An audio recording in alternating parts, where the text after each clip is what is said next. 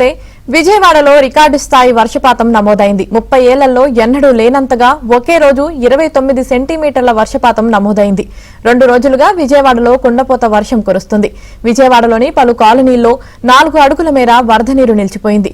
బుడమేరు వరద ఉధృతితో బెజవాడ అతలాకుతలమైంది. నగరంలోని 16 డివిజన్లను బుడమేరు ముంచెత్తుతుంది. సహాయక చర్యలు సరిగా లేవంటూ అధికారులపై స్థానికులు ఆగ్రహం వ్యక్తం చేస్తున్నారు.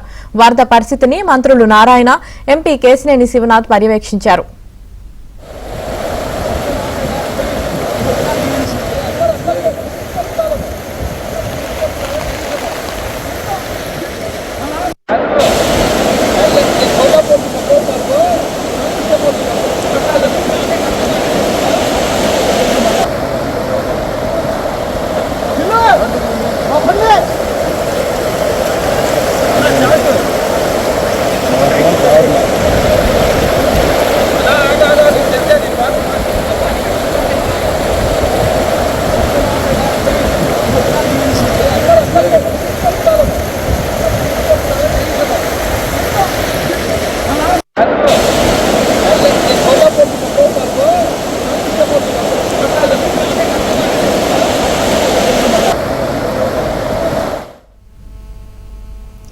విజయవాడలో రికార్డు స్థాయి వర్షపాతం నమోదైంది. 30 ఏళ్లలో ఎన్నడూ లేనంతగా ఒకే రోజు 29 సెంటీమీటర్ల వర్షపాతం నమోదైంది.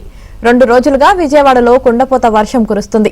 విజయవాడలోని పలు కాలనీల్లో 4 అడుగుల మేర వరద నీరు నిలిచిపోయింది. బుడమేరు వరద ఉధృతితో బెజవాడ అతలాకుతలమైంది. నగరంలోని 16 డివిజన్లను బుడమేరు ముంచెత్తుతుంది.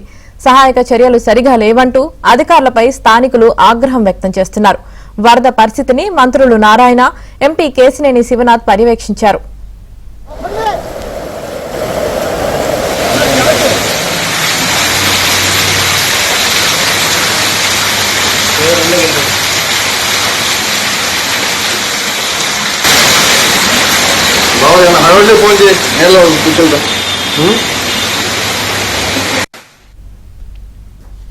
విజయవాడలో రికార్డు స్థాయి వర్షపాతం నమోదైంది. 30 ఏళ్లలో ఎన్నడూ లేనంతగా ఒకే రోజు 29 సెంటీమీటర్ల వర్షపాతం నమోదైనట్టు తెలుస్తుంది.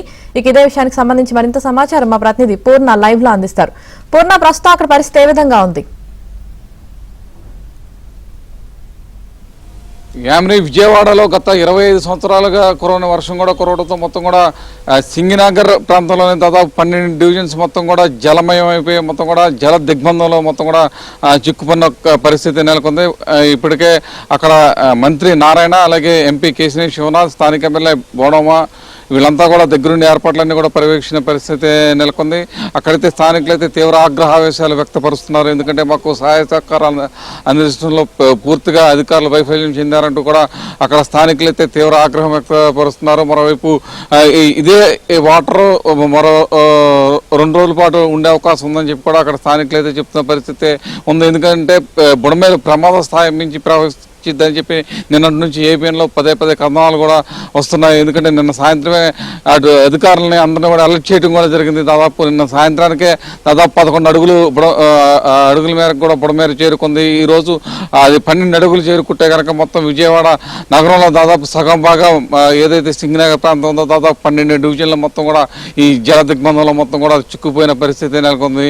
ఇప్పుడే ఈ అన్నింటి మీద కూడా ఈ విజయవాడ కలెక్టరేట్లో మంత్రి నారాయణ అధ్యక్షతన ఒక ఉన్నత స్థాయి సమావేశం కూడా నిర్వహిస్తున్నారు. మొత్తం కూడా మంత్రి కొల్లు రవీంద్ర, అలాగే ఎమ్మెల్యేలు గద్దె రామ్మోహన్, ఎంపీ కేశినేని శివనాథ్, అలాగే బోండమ్మ వీళ్ళందరూ కూడా ఈ సమావేశానికి హాజరయ్యారు. ప్రధానంగా సింగనగర్లో వరద ఉధృతిని తట్టుకునే విధంగా ఎటువంటి చర్యలు తీసుకోవాలి, అక్కడ ప్రస్తుత పరిస్థితులు అంటే బుడమేరుని ఏ విధంగా అక్కడ నుంచి వాటర్ని ముందు అక్కడ నుంచి డైవర్ట్ చేయాలన్న దాని మీద మొత్తం కూడా ఆలోచిస్తున్నారు. ఎందుకంటే ప్రధానంగా చూస్తే కనుక బుడమేరు ప్రమాద స్థాయి మించి కూడా ప్రవహిస్తుంది. ఆ బుడమేరకు వచ్చే వాటర్ని ఎక్కడన్నా వేరే ఇతర ప్రాంతాల్లో ఏమైనా మళ్లించే అవకాశం ఉందా లేదా అన్న దాని మీద కూడా చంద్రబాబు పరిశీలించాలంటూ కూడా ఆదేశాలు జారీ చేశారు. చంద్రబాబు కూడా ఎప్పటికప్పుడు ఇక్కడ విషయాలన్నింటినీ కూడా మంత్రి నారాయణ తెలియజేయడంతో మొత్తం కూడా చంద్రబాబు కూడా ఒక ప్రత్యేకమైన దృష్టి ఈ సింగనగర్ మీద చంద్రబాబు పెట్టినట్టు తెలుస్తుంది. ఎందుకంటే ఎటువంటి ప్రాణ నష్టం జరగకుండా అందరినీ కూడా సురక్షిత ప్రాంతాలకి తరలించాలని చెప్పి కూడా ఆదేశాలు జారీ చేశారు.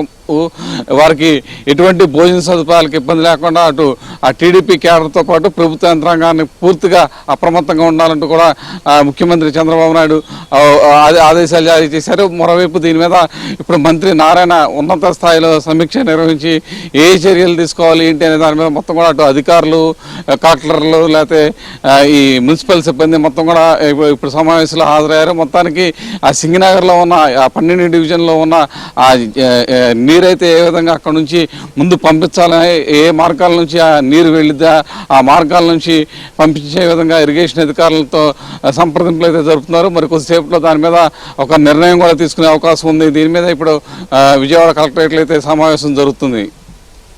రైట్ పూర్ణ, అలాగే విజయవాడ డివిజన్ పరిధిలో పలు రైళ్లు రద్దు చేసినట్లు కూడా తెలుస్తుంది కదా, దీనికి సంబంధించి మీ దగ్గర ఉన్న సమాచారం ఏంటి? అంటే ఈ కొండపల్లి వద్ద ఈ రైల్వే ట్రాక్ మీదకి భారీగా వరద నీరు చేరుకోవడంతో మొత్తం కూడా కొన్ని ట్రైన్స్ అంటే టువర్డ్స్ హైదరాబాద్ వెళ్ళే ట్రైన్స్ అన్నీ కూడా రాయనపాడు, కొండపల్లి ప్రాంతాల్లో మొత్తం కూడా నిలిపివేయడం జరిగింది. వాటన్నిటిని కూడా అంటే అక్కడ నుంచి కూడా ప్రత్యేకమైన బస్సులు ఏర్పాటు చేసి వాళ్ళని గమ్యస్థానాలకైతే అటు రైల్వే అధికారులు కానీ అటు రెవెన్యూ యంత్రాంగం కానీ వాళ్ళందరినీ తరలిస్తున్న పరిస్థితి నెలకొంది. ఎందుకంటే ప్రధానంగా చూస్తే కనుక రాయనపాడు వద్ద మొత్తం కూడా ఒక స్టే ఒకటి ఏర్పాటు చేసుకున్నారు. ఎందుకంటే అక్కడ నుంచి కూడా ముందుకెళ్లే పరిస్థితి ఎక్కడ కూడా ట్రైన్స్ లేకపోవడంతో మొత్తం కూడా అక్కడే హోల్డ్ అప్ అవడంతో మొత్తం కూడా అక్కడ నుంచి ప్రయాణికులు వాళ్ళు గమ్యస్థానాలకు వెళ్ళాలనుకునే వారిని బస్సుల్లో అటు బస్ స్టాండ్కి కానీ ఇతర ప్రాంతాలకు కూడా అక్కడ నుంచి అయితే తరలిస్తున్న పరిస్థితి నెలకొంది. వారికి ఎటువంటి ఆహార సదుపాయాలు కావాలి ఏంటి అన్న దాని మీద కూడా ఇప్పుడు కలెక్టర్ సృజన నేతృత్వంలో మొత్తం కూడా వాటికి కూడా సహాయ సహకారాలు అందిస్తున్న పరిస్థితి నెలకొంది.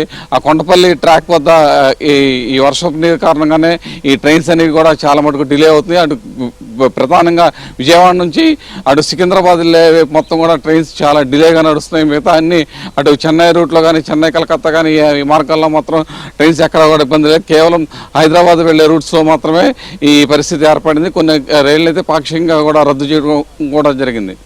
Right, thank you Purna.